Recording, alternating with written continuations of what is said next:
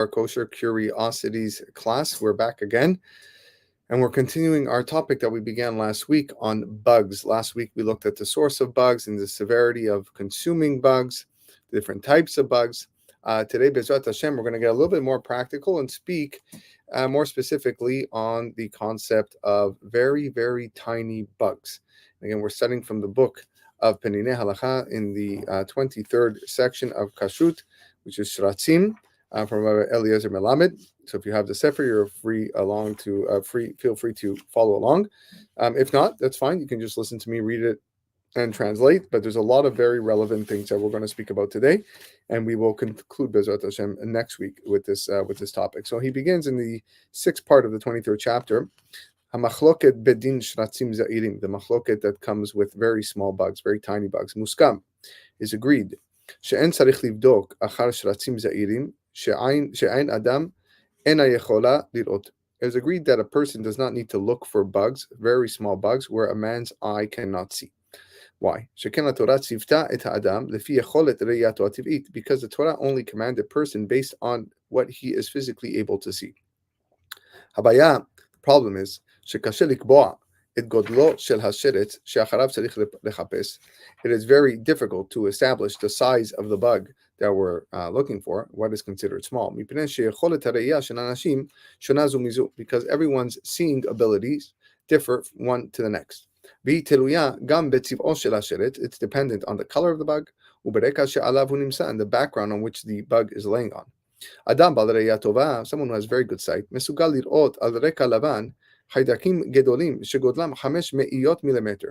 you have a white background, you can see a bacteria of 5/100ths of a millimeter if it's a white background, someone with very good sight. But if the color of the bug is camouflaged on the background that it's sitting on, even if it's 10 times as big, you wouldn't be able to see it. Only if you were an expert would be possible. Even if you have a bug that's 2 millimeters big, someone with good eyesight is not guaranteed that he's going to see it. But if someone points to it, then maybe he will see it. Kelomar, this means there are a few factors involved in seeing an actual bug. Begodlo, the size, the quality of your vision, the color of the bug and its background, whether or not you recognize what a bug is, and if the bug is crawling, it's easier to see versus if it is stagnant. There are those who are strict. And they hold that if we're talking about a vegetable or a fruit that is known to have bugs, you have to check every one of the for the bugs with optimal conditions. And if you cannot do so, then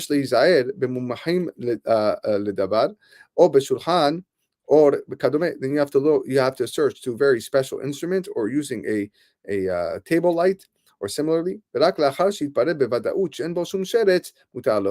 only if you are certain that there is no bugs in it, that's when you would be allowed to eat it.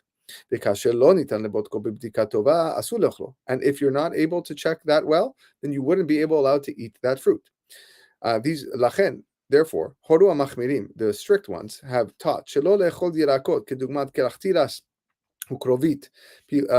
strict poskim hold that you can't eat certain fruits and vegetables such as corn and cauliflower, which you cannot check properly.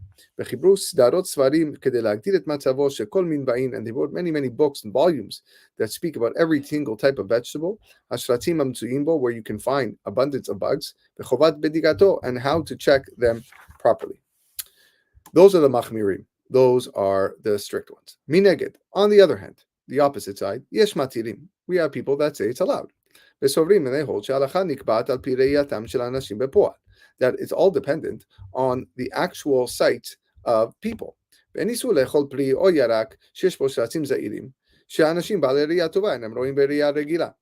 no prohibition to eat fruits or vegetables that have tiny bugs, where people with normal eyesight cannot see them. And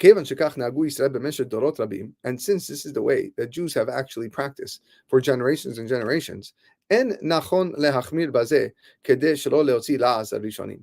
it would be improper to be strict in this case, given because by doing so, you would be motzi la'az, you would be belittling and speaking ill of the previous generational rabbis who said that it would be totally fine to eat such a vegetable. He has a very long note over here, which we're not going to go into, but this is one of the main reasons why today there are many people that say it is fine as long as your eyes cannot see it. It is perfectly mutar to eat these vegetables or that might have extremely small bugs. So what is the halacha like? We have the machmirim, the very strict ones that require you have table lamps and all such of technology to find these bugs, and then you have the ones who are more lenient, where they say it's all depending on your eyes. So this is what he says. Lehalacha, the halacha is we have to lean towards the lenient ones.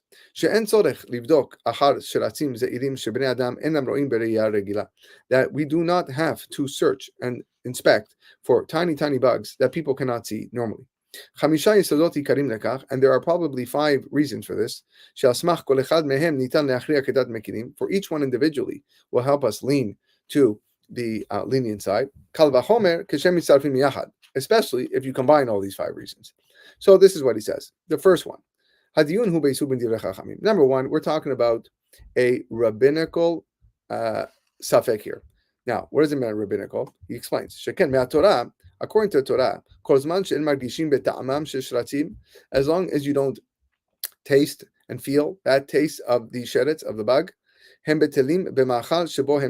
they are immediately nullified in the food that they're in. It was the rabbis. It was only the rabbis that established that an entire creature cannot be nullified in even 1,000. When there is a machloket, whether or not you have to look for small bugs, we have to be posek like the leading case, being that this is a rabbinical law. If it's a rabbinical law, then we have to we act leniently when in doubt.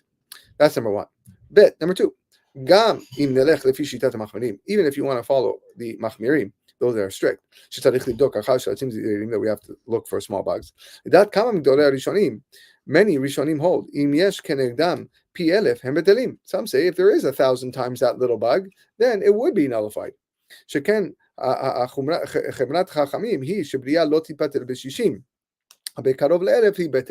But it's only 1 in 60 which it doesn't work, the nullification. But 1 in 1,000 would work, according to many Rishonim. And many of the great rabbis of the later generations have written, we can rely on them. All the more so. We're talking about very small things that have no importance at all. That's number 2. Gimel. Third, since we have machloket about their actual stature, in the context that they would be continuing mi'uta matsui, which is, we said, is not majority of the time, but also not extremely small. The whole machloket is between a type of fruit that might be 25% to 49% with the bug. Okay, in that situation, then then the bugs don't fall in that category. We're just following the majority. The majority of the time, there is no bugs, and therefore, it would be fine. Dalit, the 4th reason. The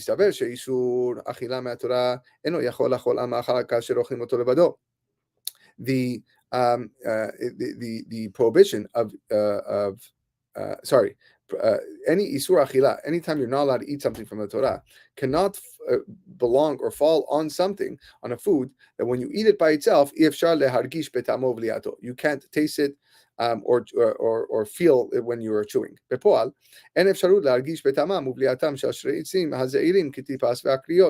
You're not tasting any mites, you're not tasting any thrips or any of these many tiny molecule types of tiny creatures.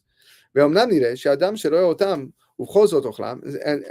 seems a person that sees this and eats it, over beisur chachamim, he would be over a rabbinical law. Aval kozman shelo ra'a otam miyado isur. That's only if you saw it. If you saw the bug and you ate it, you're over on isur chachamim. But if you didn't see it and you ate it, then you're not over anything because you're not tasting anything. So that's the fourth reason. Number 5. Even if we're talking about a food, that if a person really, really focuses and concentrates, that he can actually taste what is in this bug. And then he would be transgressing even a biblical transgression. If there is a doubt whether that bug will be found in another food, and when he eats that other food, he can't taste that bug. And there is no isur, there's no prohibition in eating. Every bite that he eats, he doesn't know if he ate a sheretz, a bug. And maybe he did, maybe he didn't. I don't know. There's probably a big chance that he didn't. But it's davar shelo mitkaven, and something that he didn't intend to. When you take all of these 5 factors, each one, the individual, would promote the idea of you don't have to check. Certainly, if you have a food that has all these factors involved.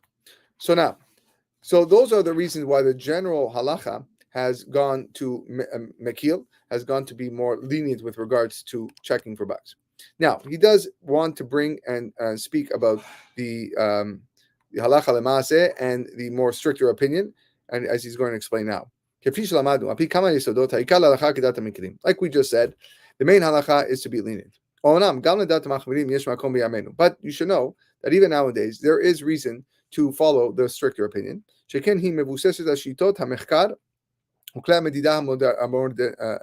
Modernim, based on research and modern technology, which have clearly found that we have lots of bugs in our food. And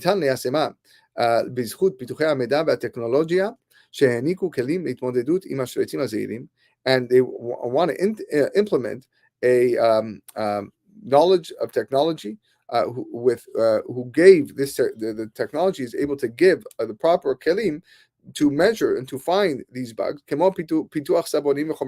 just like we have technology with incredible cleaning utensils and cleaning products. And we have the ability to clean these bugs. We have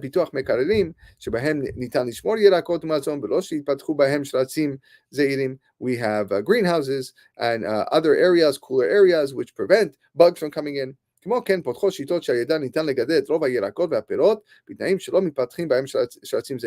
therefore, it makes sense to grow these vegetables in these types of places. And therefore,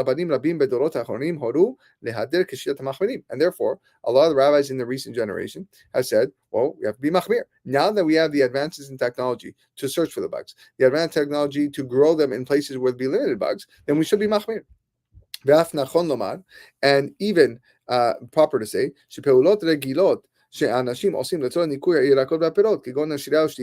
the general things that people do to clean their vegetables, such as soaking and rinsing, is good to remove these small bugs. But if it involves a tremendous loss of money, we should go back to say that there is no need to check. So what he's explaining now, to sum up, is that whether or not we need to even just check the vegetables. That's his thing. So he's saying now that we have the technology and we have things to make things easier, so then we should do it. However, if it's going to be too much money and if it's going to be out of pocket, then you're perfectly fine of going back to the standard, which the standard was if you don't see it, then it is fine. However, we do know that many people today still wash their vegetables, probably just out of it's a good thing to do, good hygiene, keeps the vegetables clean, and that should be kept up. So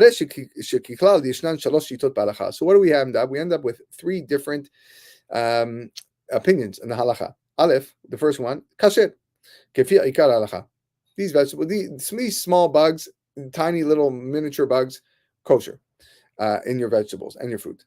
derech emsa, bet, the middle ground. Lenakot et hayirakot ve'aperot. You should clean your vegetables and your fruits b'shriya b'mayim, soaking in water, im chomer mefusal shtifa, with some sort of detergent, and that's I think what most people do. And you have gimel, which is shitat machmirim, which is the strictest opinion. They want to do more. And we're going to see different halachot, different practical cases based on these three ideas. It's important to point out here, he says, we have large kitchens, catering kitchens. It's more important to be strict in these situations more than a private home. Because, one mistake in a kitchen can cause a lot of people to stumble, hundreds and thousands of people to stumble. Not only that, there's a temptation to transgress halacha more. Because the owner of the business can make a lot of money, and now if one of his dishes has got to go to the garbage, and he's not going to make as much money. And then you have the problem that the people don't want to do the work to check. You have sometimes certain storage conditions in these kitchens are less than optimal, and involve, as a result, more insects in the food.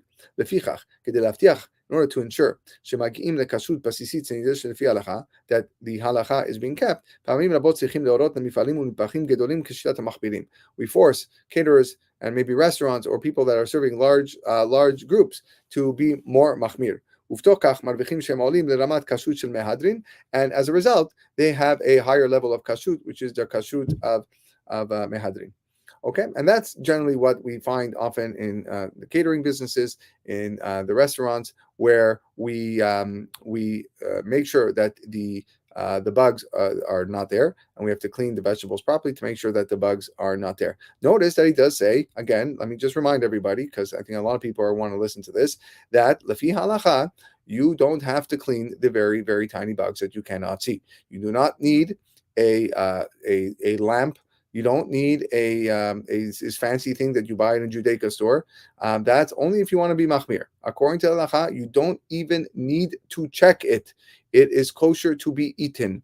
If it is totally fine, not an issue. Now, the middle ground is, again, washing and rinsing with soap, which, again, I believe most people do anyways to remove these bugs. You don't need a magnifying glass. You don't need to sit there with a microscope. That is unnecessary. Again, when you are dealing with restaurants and caterings and large businesses producing for a lot of people, in that situation, you will find probably the hashgachot require a more intense cleaning for the vegetables and the fruit.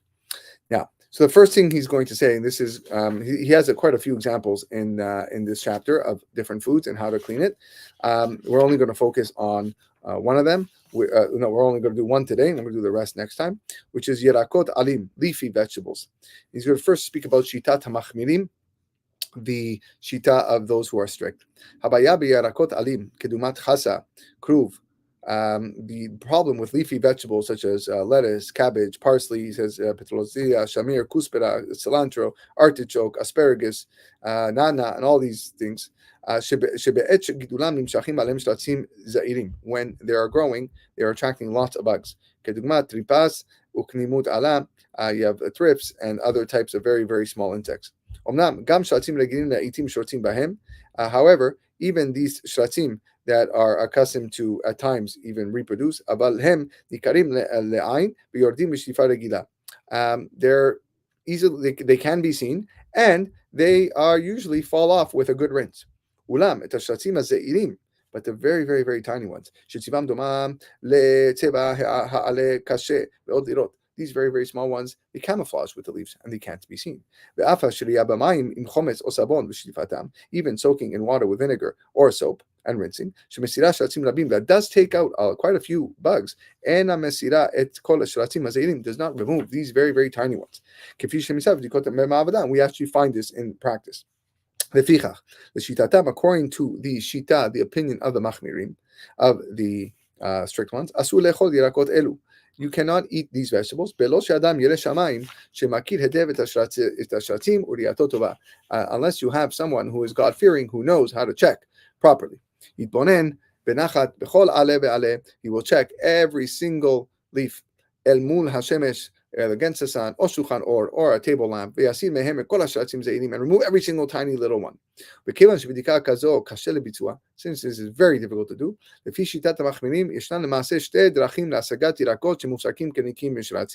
there are two ways that we can actually grow these vegetables. So he goes on in length. I'm just going to explain them outside what he says.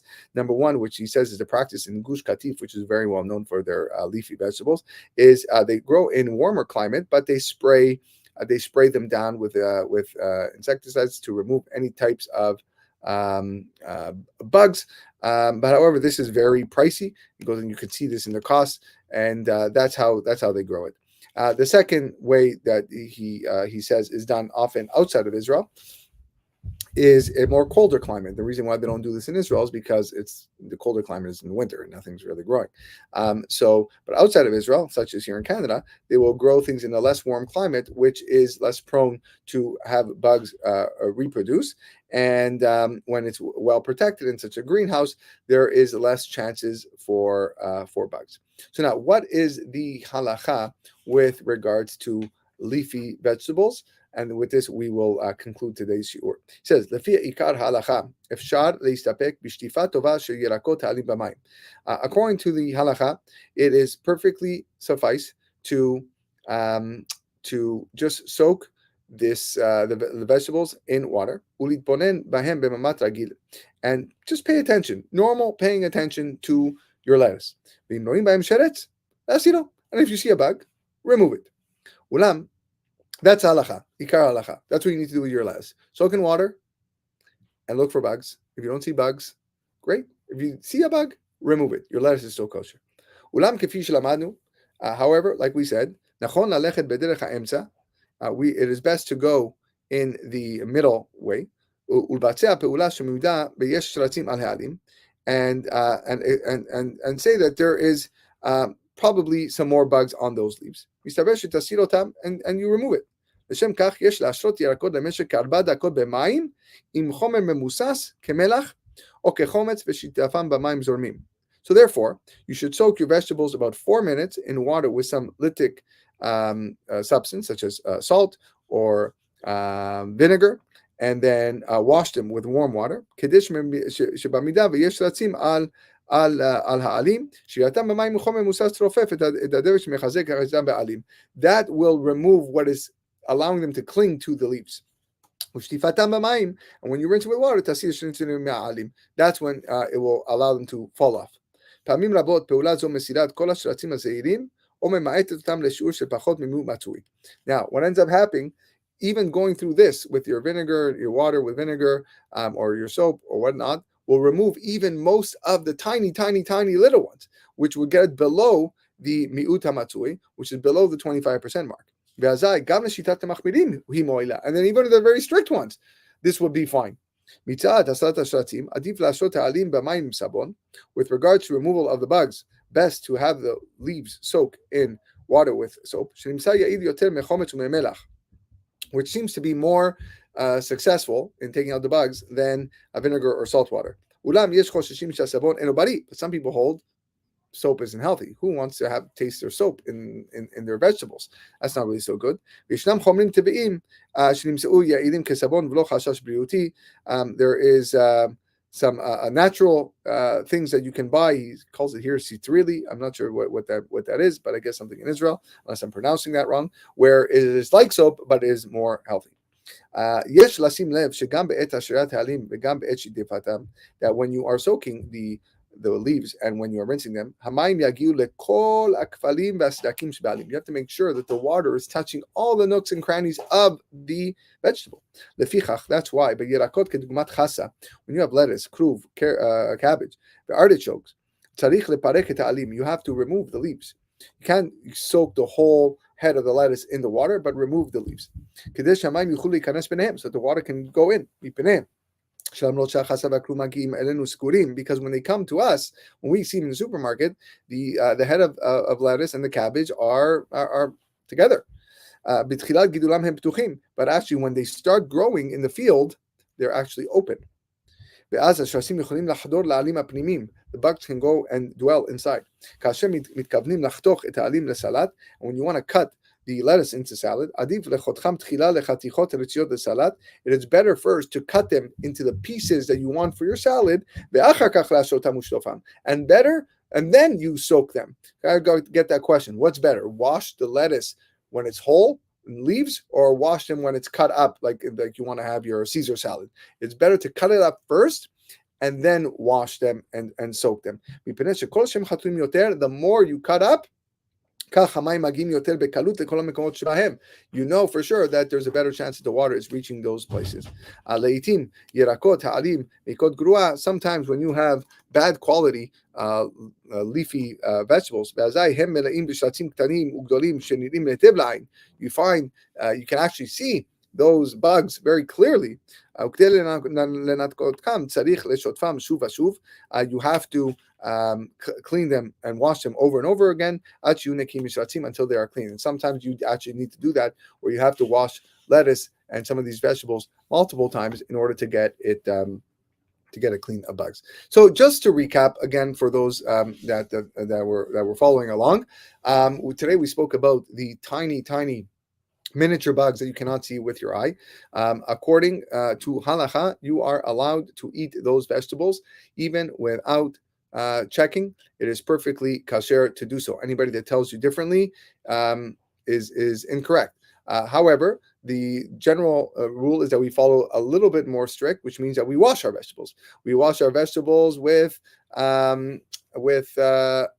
soap and with water, or with vinegar and water and whatnot, to make sure that we try to get as much off as we can. When we do so, we make sure that the leaves are separated from the core, or even better, to cut up into already salad size pieces. There are those that are extremely machmir, to such as kashrut organizations or restaurants or caterers, which are forced to do a much more thorough check of the lettuce or what vegetable they want to use, because they are serving many people at once, and therefore there is reason to be more strict over there. So that's what it is. That takes away a lot of the misconceptions that people have about bugs. Again, we're not talking about bugs that you can see. Yeah, bugs that you can see must be removed. You cannot eat a bug that you can see. What we spoke about today were the tiny little bugs that you cannot see. And me'ikar din, according to halacha, it is perfectly fine to eat that and without checking. But again, it is always best to wash your fruits and vegetables, especially the leafy ones, because there is a good chance that there's probably something that is big enough that you just are not paying attention to. So wash well with water and vinegar, or water and soap, whatever you feel most comfortable with, and that is perfectly suffice. Next week, Bezrat Hashem, we'll look at different vegetables that contain bugs, or high probability of bugs, such as broccoli, such as cauliflower, corn, some fruits that might have some insects in it, and then yes, wheat and flour. That is also could be problematic. Thank you everybody for joining us tonight. Have a wonderful evening. Be well.